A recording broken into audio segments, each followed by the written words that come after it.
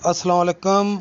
आज हम जिनकी बात करने जा रहे हैं वो कोई आम इंसान नहीं बल्कि इस कायनात के सबसे पहले इंसान और हम सब के बाप और पहले नबी हज़रत आदम अलैहिस्सलाम हैं, जो जुमा के दिन जन्नत में पैदा हुए थे। आपको अबुल बशर का लक़ब दिया गया, यानी सब इंसानों के बाप। आपके ऊपर 10 सहाइफ़ नाज़िल हुई। रवायत है कि जब अल्लाह पाक ने हज़रत आदम अलैहिस्सलाम को पैदा करने का इरादा फरमाया तो इज़राइल अलैहिस्सलाम को हुक्म दिया, जाओ और ज़मीन से एक मुट्ठी मिट्टी की लाओ।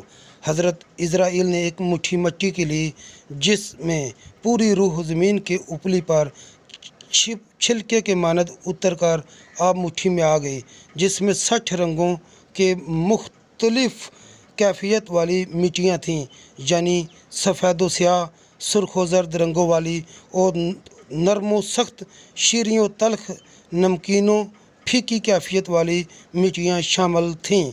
और जब आदम अलैहिस्सलाम की तख्लीक हुई, अल्लाह पाक ने फ़रिश्तों को हुक्म दिया, इसको सजदा करो, लेकिन इब्लीस ने ना किया, आगे से आकड़ गया और कहने लगा, मैं इसे सजदा कैसे कर सकता हूँ, मुझे आग से बनाया गया और इसको मिट्टी से, मैं इसे सजदा नहीं करूँगा।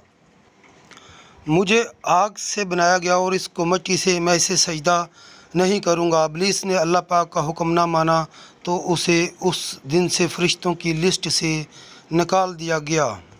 फिर इब्लीस को जन्नत से बाहर निकाल दिया गया और आदम अलैहिस्सलाम को जन्नत में रखा गया। कुछ अरसे के बाद अल्लाह पाक ने उनकी बाएं पसली से अम्मा हवा को पैदा किया और दोनों से कहा कि जन्नत की तमाम नेमतें तुम्हारे लिए हैं, इनसे फ़ायदा उठाओ। इंतहाई खूबसूरत तरीन बागात हैं, जो आपका दिल करे इनसे खाओ, और इस एक चीज़ के करीब मत जाओ, वरना ज़ालिमों में शुमार किया जाएगा। मगर इंसान तो इंसान है। अम्मा हवा और आदम ने शैतान के बहकावे में आकर शजरे मनुआ का फल खा लिया और इस पादाश में आदम अलैहिस्सलाम और अम्मा हवा को जन्नत से निकालकर ज़मीन पर भेज दिया गया। अब हम बात करते हैं कि आदम अलैहिस्सलाम को ज़मीन पर उतारा गया तो इन दोनों को कहाँ उतारा गया। नाज़रीन, कुरान पाक में आदम अलैहिस्सलाम और अम्मा हवा को कुरान पाक में आदम अलैहिस्सलाम और अम्मा हवा को ज़मीन पर सिर्फ़ उतारे जाने का ज़िक्र है, लेकिन इसकी कोई तफसील नहीं है कि वो किस जगह उतारे गए। लेकिन किसी हदीस में भी इसका ज़िक्र नहीं है। अलबत्ता तारीख़ की किताबों में मिलता है कि आदम अलैहिस्सलाम को हिंदुस्तान में जज़ीरा एक पहाड़ पर उतारे गए, जिसका नाम भूस था। ये खिता फ़िलहाल हिंदुस्तान से जुदा होकर श्रीलंका के नाम से जाना जाता है। और हज़रत हवा अलैहिस्सलाम जद्दा में उतारी गईं।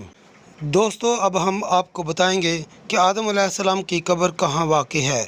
जब आदम अलैहिस्सलाम का इंतकाल हुआ तो हज़रत जिब्राईल अलैहिस्सलाम ने फ़रिश्तों को लेकर नमाज जनाजा पढ़ाई और मस्जिद खैफ में दफन करके उनकी कब्र को पोशीदा कर दिया।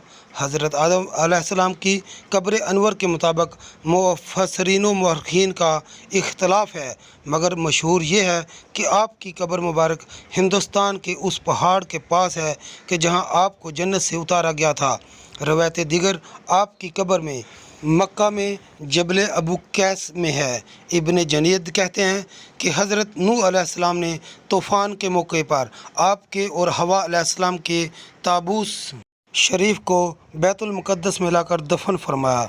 इब्न साक़ब ने कहा, आपका सर मस्जिद इब्राहीम के पास और पाँव मुबारक सखरा बैतुल मुक़द्दस के पास।